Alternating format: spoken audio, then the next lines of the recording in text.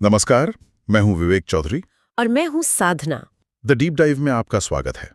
आज हम एक बहुत ही कह सकते हैं विशेष स्रोत का विश्लेषण कर रहे हैं। हाँ, ये है YouTube चैनल भजन मार्ग पर अपलोड किया गया 1083 एकांतिक वार्तालाप एंड दर्शन। जी, जिसमें श्री हित प्रेमानंद गोविंद शरण जी महाराज भक्तों के जो अलग अलग सवाल हैं उनके जवाब दे रहे हैं। और ये बातचीत ना बिल्कुल सीधी दिल से जुड़ी हुई है। मतलब आध्यात्मिक जिज्ञासाएं हैं, भक्ति के रास्ते में क्या मुश्किलें आती हैं और भाई ईश्वर को कैसे पाया जाए। सही कहा। इसमें कई अहम मुद्दे हैं, जैसे मृत्यु का डर है, नाम जप की क्या शक्ति है, ये दुनिया असल में क्या है, और वो जो शरणागति होती है ना, जी खुद को सौंप देना, उसकी गहराई क्या है। बिल्कुल, बहुत सारे विषयों पर बात हुई है। तो हमारी कोशिश यही रहेगी कि इस बातचीत से जो जरूरी बातें, जो गहरी समझ निकल कर आई है, उसे थोड़ा आसान करके सबके सामने रखें। हाँ, ताकि जो सुनने वाले हैं उन्हें अपने आध्यात्मिक सफर पर थोड़ी और क्लैरिटी मिल सके। तो चलिए शुरू करते हैं गहरी चर्चा। जी। पहला सवाल जो मुझे लगता है बहुत लोगों के मन में आता होगा, मृत्यु के बाद आत्मा भगवान में मिल जाएगी। ये सोचकर कई बार डर लगता है, जैसे कि अरे मेरा अपना वजूद ही मिट जाएगा। ऐसा क्यों लगता है? देखिए, इस पर महाराज जी ने जो समझाया वो बड़ा साफ था कि ये जो भगवान में मिल जाना है ना, ये कोई अपने आप मरने के बाद नहीं हो जाता। अच्छा। असल विलय, वो जो मिलना है, वो तो जीते जी होता है, भक्ति से, भगवान से प्रेम करके। हाँ। और ये जो डर है ना कि हम मिट जाएंगे, हम खत्म हो जाएंगे, हाँ। उसकी वजह असल में भगवान से प्रेम की कमी है। और दूसरी चीज, ये जो हमारा शरीर है, हमारे रिश्ते नाते हैं, इनसे बहुत ज्यादा, मतलब हद से ज्यादा लगाव हो जाता है।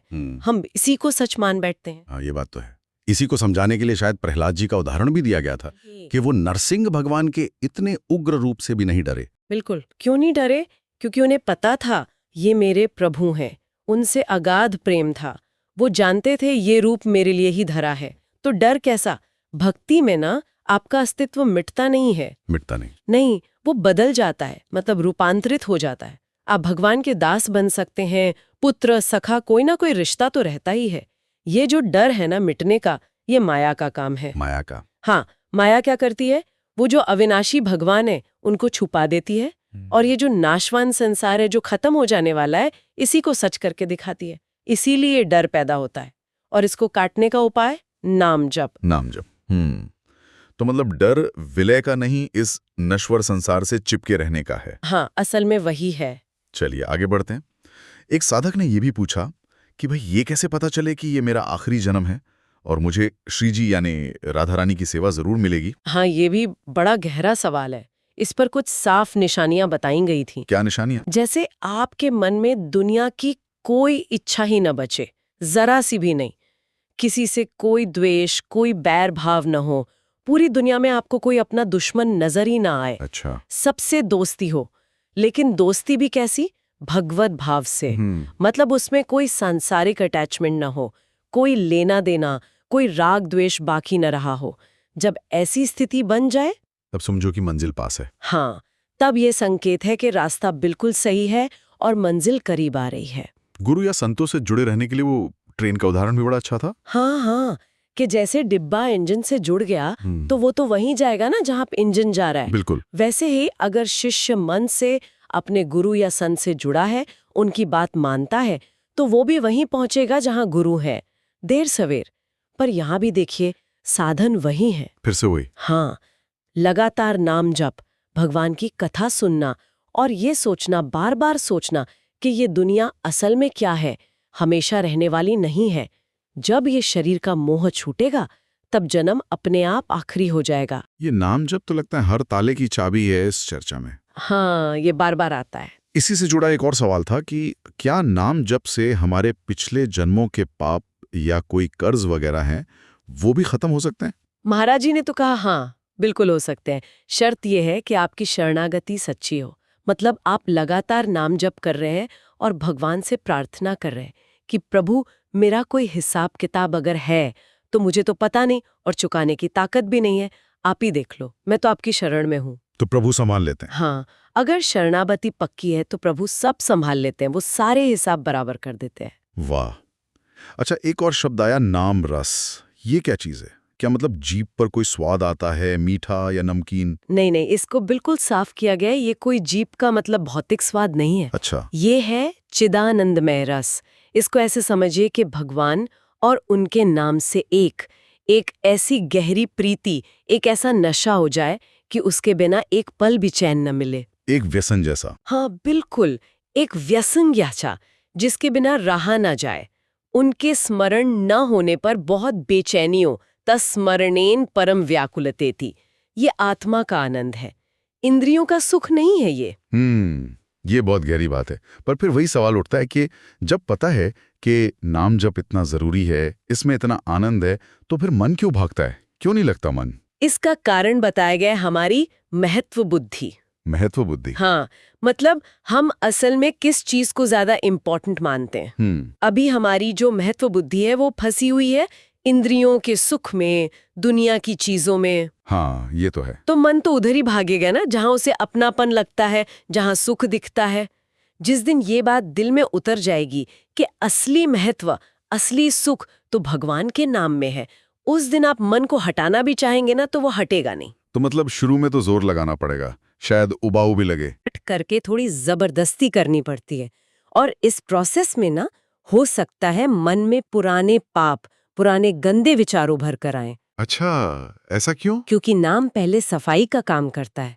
वो पापों को काटता है, मन को धोता है। तो साधक को इस सफाई से घबराना नहीं चाहिए, ऊबना नहीं चाहिए, बस लगा रहना चाहिए।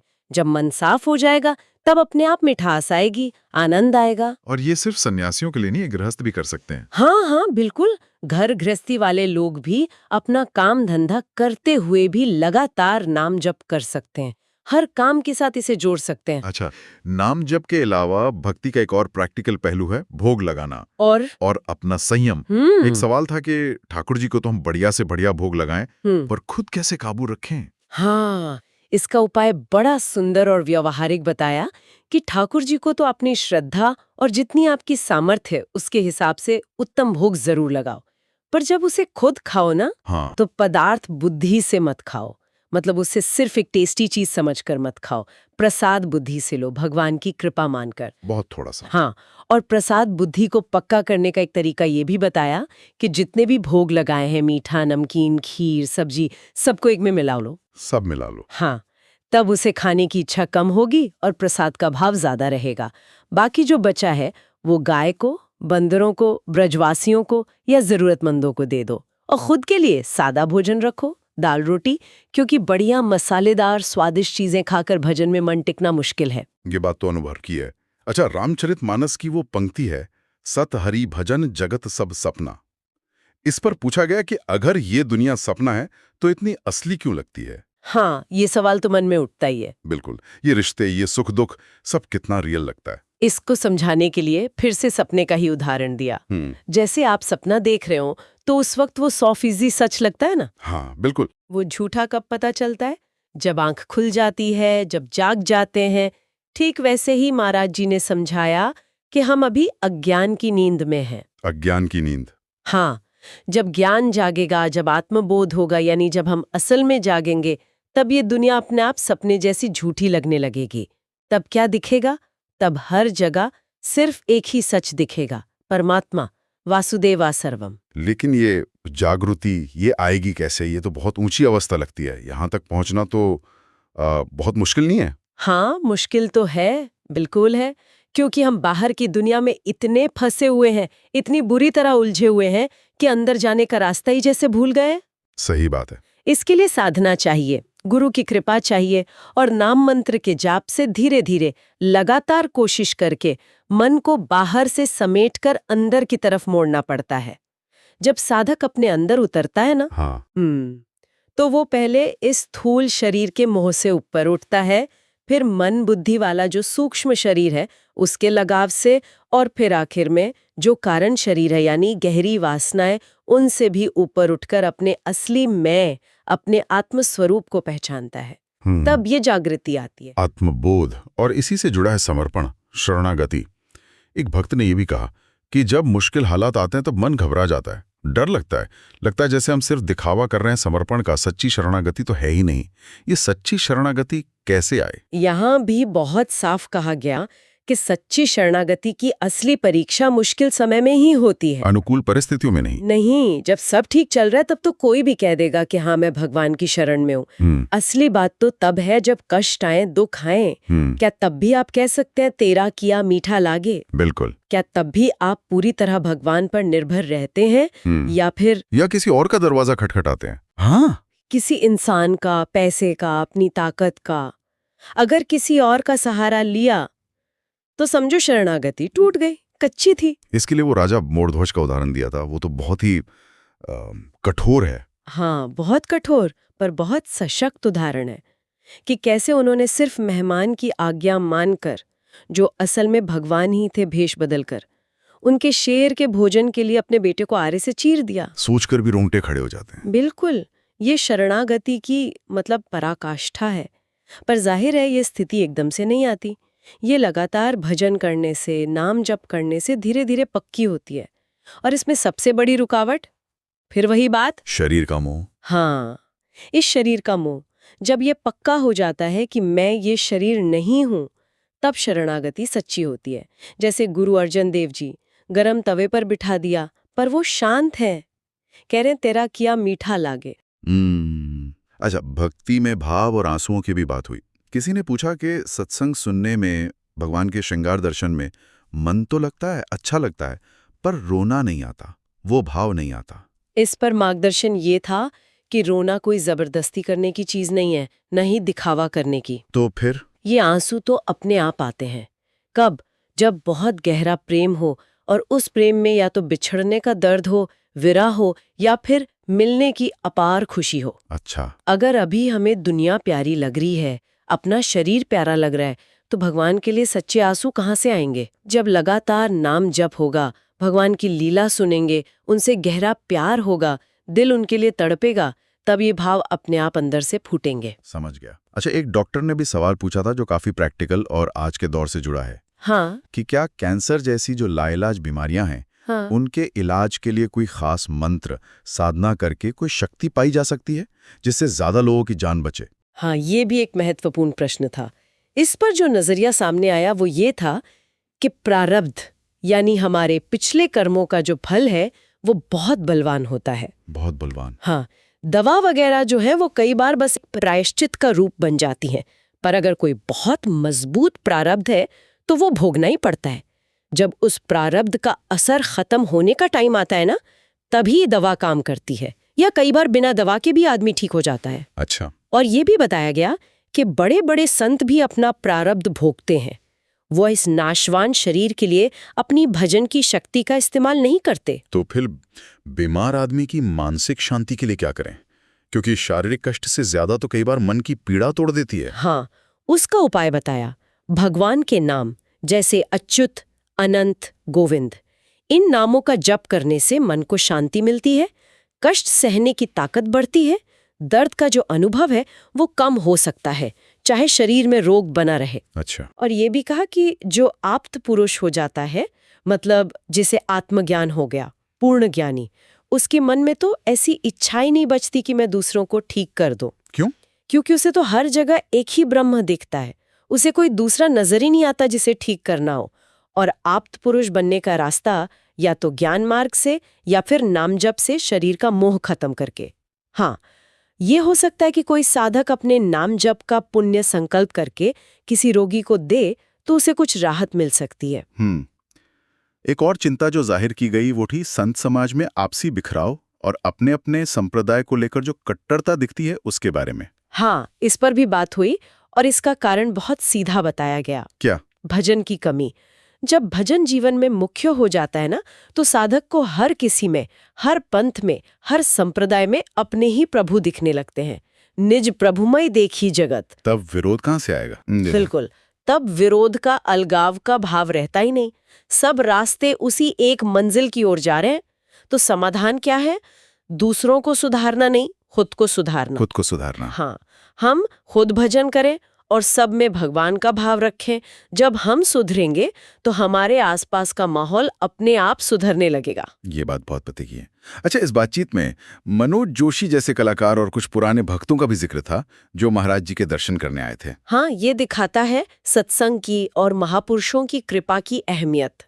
साधक की जो भी आध्यात्मिक तरक्की होती है ना, उसमें गुरु और संतों की कृपा दृष्टि का बहुत बड़ा रोल होता है। उनकी कृपा से ही होता है। हाँ, जब वो किसी पर कृपा करते हैं तो उनके दिल की भक्ति, उनका ज्ञान साधक के दिल में उतरने लगता है। और साथ ही राधा बाबा जैसे जो पहुंचे हुए संत हुए हैं, उनके जो वचन हैं, उनके अनुभव हैं, जैसे प्रारब्ध के बारे में या संसार के पल पल बदलने के बारे में, वो बातें भी साधकों को राह दिखाती हैं।